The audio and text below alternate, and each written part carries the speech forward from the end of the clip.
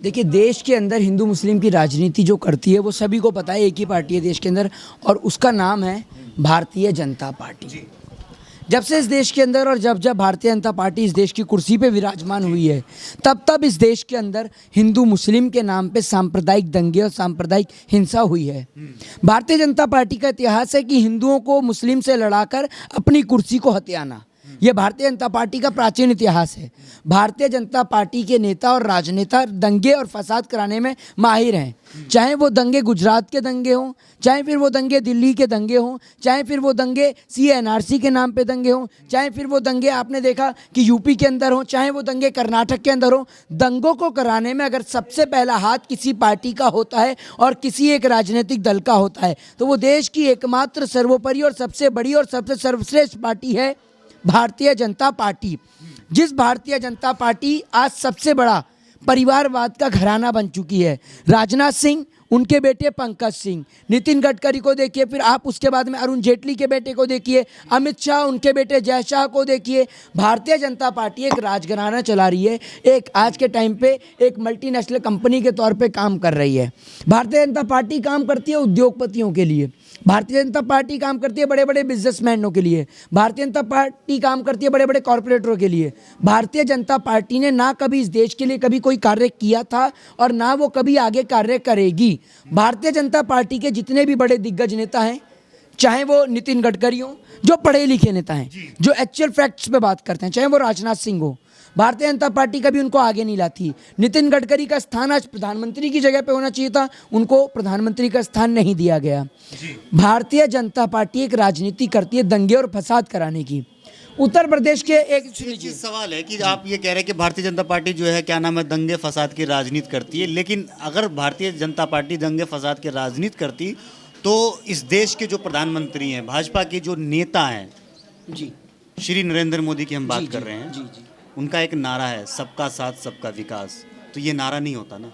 देखिए सर, मैं आपको एक बात और दो फैक्ट के साथ में स्पष्ट करता हूँ। अगर ये नारा है सबका साथ सबका विकास, मतलब आपने क्या काम किया कि एक गाड़ी जिसके अंदर के सारे पार्ट्स आपने बेच दिए, सारे पार्ट्स आपने बेच दिए, लेकिन गाड़ी के अंदर लोगों को लग रहा है गाड़ी खड़ी हुई है, क्योंकि गाड़ी बाहर से एकदम चमचमाती है। आपको ये नहीं पता कि गाड़ी का इंजन निकल चुका है, गाड़ी का स्टीयरिंग निकल चुका है, लेकिन गाड़ी आपके सामने खड़ी है। वही हालत आज इन्होंने इस देश की कर दी है। सेम टू सेम हालत है इस देश की। देश के अंदर आज क्या है कि देश आपको दिखने में ठीक लग रहा है, सबका साथ सबका विकास बोलते हैं, लेकिन एक और महात्मा गांधी को 2 अक्टूबर को माला चढ़ाते हैं और दूसरी ओर इन्हीं की पार्टी के नेता संघ के लोग महात्मा गांधी को गाली देते हैं, नाथूराम गॉडसे की पूजा करते हैं। एक और ये सावरकर को मानते हैं और दूसरी ओर ये देश की बात करते हैं। अरे सावरकर जिसने इस देश के अंदर माफ़ी मांगी, अगर माफ़ी मांगने का नाम किसी का लिया जाता है सर्वोपरि, तो वो एक ही नाम है और वो है वीर सावरकर, जिसको भारतीय जनता पार्टी वाले कहते हैं। असल में वो वीर नहीं, वो कायर था। भारतीय जनता पार्टी के समर्थककार कुछ इस प्रकार हैं कि एक समर्थककार भारतीय जनता पार्टी का चप्पल से दीवार में कील ठोक रहा था, जिनको आप कहते हैं अंधभक्त, समझिएगा। वो अंधभक्त चप्पल से दीवार में कील ठोक रहा था और टीवी चालू था उस टाइम पे। उसी टाइम पे मोदी जी का कार्यक्रम आता है और मोदी जी कार्यक्रम में कहते हैं कि भक्तों जरा दिमाग से काम लो, और वो बेचारा भक्त चप्पल छोड़ के अपने दिमाग से कील ठोकना शुरू कर देता है। तो ये है मोदी जी के समर्थककार। आप इनकी क्या बात करेंगे? फिर आप जिस आरएसएस कहना क्या चाह रहे हैं कि सिर्फ जो विपक्ष वाले हैं या जो विपक्ष की तरफ से जो बोलते हैं वही अक्लमंद है? सर, मैं अपने आप को अक्लमंद बताना चाह रहे हैं? मैं विपक्ष में किसी पार्टी का नेता हूं? मैं किसी विपक्ष पार्टी के नेता नहीं है, लेकिन विपक्ष पार्टी के बारे में बात तो करते हैं ना, उनके समर्थन में तो बात करते हैं ना। सर मेरी बात सुनिए। कभी आपने अखिलेश यादव के खिलाफ बोला है? कभी आपने कांग्रेस के खिलाफ बोला है? कभी आपने ममता बनर्जी के खिलाफ बोला है? कभी आपने ओवैसी के खिलाफ बोला है? बताएं, अगर बोला है तो बताएं। हम बता रहा हूं आपको, सुनिए। नीतियाँ तो सबकी होती है ना। चाहते हैं तो सुनिएगा, वरना चिल्लाना चाहते हैं तो चिल्ला सकते हैं आप। लोकतंत्र देखिए, चिल्लाते तो आप हैं, हम कहाँ चिल्ला, हम तो सवाल कर रहे हैं आपसे। पूरा इंटरव्यू आप सभी दर्शक देख रहे हैं, बता दीजिएगा अगर मैंने चिल्लाना हो तो। मेरे ख्याल से आप बहरे नहीं हैं जो मेरे को चिल्लाने की ज़रूरत हो, लेकिन शायद आप इस देश की जनता को गूंगा और बहरा समझते हैं, तभी आप चिल्लाते हैं। मैं नहीं चिल्लाता जनाब, और ना मेरे को चिल्लाने की ज़रूरत है। जहाँ चिल्लाने, सुन लीजिए, जहाँ चिल्लाने की ज़रूरत होती है वहाँ चिल्लाया भी जाता है, क्योंकि इस देश की सरकार गूंगी और बहरी है। इस देश की सरकार कभी प्यार की बात नहीं सुनती है, इसलिए इस देश की सरकार और इस देश की सरकार के नेता लतखोर हैं। ये कहते हैं कि इस देश की जो सरकार है वो प्यार की बात, क्या किसानों की बात नहीं सुनी? किसानों की बात सुनी तो किसानों की मांग को पूरा किया, ये बताइए?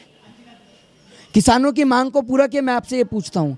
दूसरी बात, आपने कही एक बात मुझसे कि आप जो है वो अखिलेश यादव के बारे में नहीं बोलते, आप असदुद्दीन ओवैसी के बारे में नहीं बोलते, आप मायावती जी के बारे में नहीं बोलते, आप राहुल गांधी जी के बारे में नहीं बोलते, आप प्रियंका जी के बारे में नहीं बोलते, और जो विपक्ष के नेता चंद्रशेखर आज़ाद जी हैं आप उनके बारे में नहीं बोलते। एक बात का आप मुझे जवाब दीजिए, प्रियंका गांधी मुख्यमंत्री अभी बनी है जब से मैंने बोलना शुरू किया है, प्रियंका गांधी यूपी में मुख्यमंत्री बनी हो, असदुद्दीन ओवैसी मुख्यमंत्री बने हैं, सुनते रहिएगा आप, बताइए मुझे। चंद्रशेखर आज़ाद जी मुख्यमंत्री बने हैं, अखिलेश यादव जी अभी मुख्यमंत्री हैं, मायावती जी मुख्यमंत्री अभी हैं, मैं है की बात कर रहा हूँ, अखिलेश यादव जी मुख्यमंत्री हैं अभी। बिल्कुल आपने सही कहा, मैंने आपने बिल्कुल वैसे आप पत्रकार, आपने सच बोल दिया, बनने वाले हैं। राज तिलक की अब करो तैयारी, क्योंकि अब आ रहे हैं देश हित वाले, समझ रहे हैं, समझ रहे हैं? हाँ, फिर से जो आपने नारे दिए हैं जी, उसको फिर से दोहराएं कैमरे पे। हाँ, कि मैं कह रहा हूँ कि राज आपने तिलक, कहा कि राज तिलक की करो तैयारी आ रहे हैं, देश हित वाले भाई, देश हित वाले, साइकिल वाले भी आ रहे हैं, साइकिल वाले आ रहे हैं। साइकिल वाले आ रहे हैं, तो साइकिल क्यों ना वाले कहा आ रहे गया कि हैं, आप रुक उनके जाइए, समर्थन में बात करते हैं? साइकिल वाले आप आ एक रहे तरफ तो कहते हैं नहीं, किसी नहीं, मैं पॉलिटिक्स बता से जुड़े रहा हूँ, नहीं मैं बता रहा हूँ, दूसरी तरफ कहीं ना कहीं जो है आप घुमा फिरा करके समर्थन मैं बताता रहा हूँ, जनता आपको मेरी बात सुनिएगा, पूरी बात करने दीजिएगा। साइकिल वाले आ रहे हैं हाथ का साथ लेके, पतंग का विश्वास लेकर, हाथी को साथ लेकर, मतलब सबको साथ लेके एक मजबूत विपक्ष आ रहा है। सर, बात पूरी करने देते नहीं हैं आप, आपको आदत है चिल्लाने की, जहाँ पर मैं हल्का सा कुछ बोल दूँ तो आपको ऐसे मिर्ची लग जाती है कि नरेंद्र मोदी को लेकर बात नहीं कर रहा हूं मैं, तो आपको लेके बात करूं। आपने बात करी, सबसे पहला एक क्वेश्चन था, हमको मिर्ची क्यों लगे? हम तो सवाल कर रहे हैं, हमारा काम है सवाल करना। हम जो सत्ता में उससे भी सवाल करते हैं, जो विपक्ष में है उससे भी हम सवाल करते हैं, हमारा काम है सवाल करना। बिल्कुल सवाल करना आपका काम है, और एक सच्चे पत्रकार की यही काबिलियत भी होती है। आपने सबसे पहला प्रश्न किया कि आप संघ के खिलाफ बोलते हैं, एक बात का देखा गया है, मैं जवाब आपको क्लियर कर दूं। एक बात का आप मुझे सवाल का जवाब दीजिए, आप जानते हैं इस बात को कि आरएसएस ने अपने कार्यालय में कई साल तक तिरंगा झंडा नहीं लहराया था, आपको पता होगा, पूरे देश को पता है। इस देश में आप तिरंगे झंडे को सर्वोपरि मानते हैं या किसी धर्म जाति विशेष के झंडे को? अगर मुस्लिम हैं, आप हिंदू हैं, आप सिख हैं, आप ईसाई हैं, आप ब्राह्मण हैं, आप शूद्र हैं, आप वैश्य हैं, आप क्षत्रिय हैं, आप दलित हैं, लेकिन आप एक भारत देश के एक कॉन्स्टिट्यूशन के एक गणसूत्र में बंधे हुए हैं।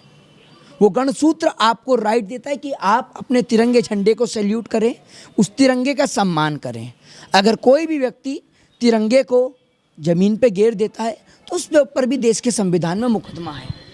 तिरंगे का अपमान करता है, देश के संविधान में उसके लिए भी मुकदमा है, उसके लिए भी एक कानून बनाया गया है। क्योंकि तिरंगा आज, अगर जिस तिरंगे के खातिर सरहद पे विवाद है तो तिरंगे को लेकर कि हमारा तिरंगा नीचे नहीं झुकना चाहिए, गर्दन कट जाए लेकिन तिरंगा नीचे नहीं आए। हमने लड़ाई लड़ी, पाकिस्तान के दो टुकड़े करे, पाकिस्तान बनाया, बांग्लादेश बनाया, हमने अपने तिरंगे को सर्वोपरि रख के बनाया। हमारे देश का तिरंगा शांति का संदेश देता है, अमन, चैन और भाईचारे का संदेश देता है। और रहने वाला कोई भी व्यक्ति अगर हिंदुस्तान में रहना होगा तो तिरंगे का सम्मान करना होगा। लेकिन एक तरफ नारा है कि हिंदुस्तान में रहना होगा तो जय श्री राम कहना होगा। सुन लीजिए, जय श्री राम भी बाद में आता है, पहले देश का तिरंगा आता है, ये बात ध्यान रखिएगा। बहुत बहुत शुक्रिया, धन्यवाद। तो आपसे एक बात कहता हूं कि अगर हिंदुस्तान में रहना होगा तो तिरंगे का सम्मान करना होगा, और तिरंगे का सम्मान नहीं कर सकते और तिरंगे से आपको परहेज है तो आपके लिए दो मुल्क बनाए गए हैं, पहला पाकिस्तान है और दूसरा बांग्लादेश है, और दोनों के लिए ट्रेन भी जाती है और आपके लिए फ्लाइट भी जाती है, जो आपको सूटेबल पड़े। जी, आप तो ये तो भाजपा नेताओं वाली बयान आपने दे दिया ना, भाजपा नेता पाकिस्तान चले जाएं। बिल्कुल देंगे सर, इस बात के लिए देंगे।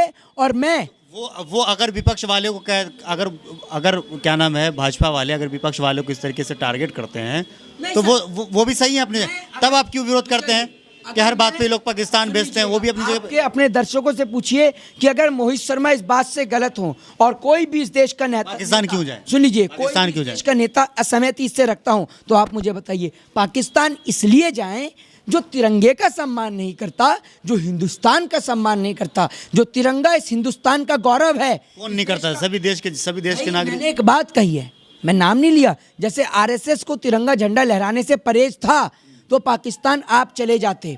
और दूसरी बात, आपने एक बात बता देता हूँ आपको, आप क्या सोचते हैं कि अगर इस देश से मुसलमान चले जाएंगे तो सब चीज़ खत्म हो जाएगी? मतलब लोग हिंदू कहते हैं ना, ये सब लोग भारतीय जनता पार्टी वाले, कि अगर मुसलमान इस देश में ना होकर पाकिस्तान चले जाएं तो क्या सारी चीज़ का समाधान हो जाएगा जनाब? बताइए, कहते हैं ना ये। तो उसका आज मैं आपके दर्शकों का स्पष्ट जवाब देता हूँ। इस देश ने अंग्रेजों से पहले राजाओं का शासन देखा। राजा हिंदू हुआ करते थे। महाभारत की लड़ाई कौरव और पांडवों के बीच में हुई थी, किसी हिंदू और मुस्लिम के बीच में नहीं हुई थी। दूसरी बात ये कि आपने इस देश के अंदर मुस्लिमों का भी शासन देखा होगा। अलाउद्दीन खिलजी और जलाउद्दीन खिलजी दोनों चाचा और भतीजे थे। भतीजे ने चाचा के पेट में चाकू मारा।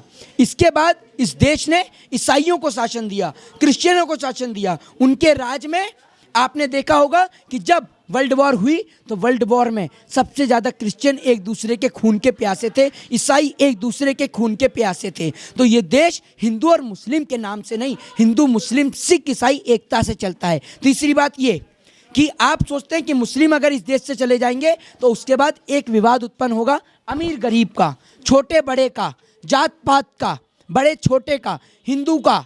हिंदू में बड़े कौन है, हिंदू में छोटे कौन है, फिर लोग आपस में लड़ेंगे। आज हमें आपस में लड़ने की नहीं, पाकिस्तान, चाइना और अमेरिका से कैसे आगे निकलें, देश कैसे डेवलप कराएं, इस पे लड़ाई लड़नी है। जय हिंद, जय भारत, वंदे मातरम। धन्यवाद। तो हमारे साथ यहाँ पे मोहित शर्मा जुड़े थे बातचीत करने के लिए।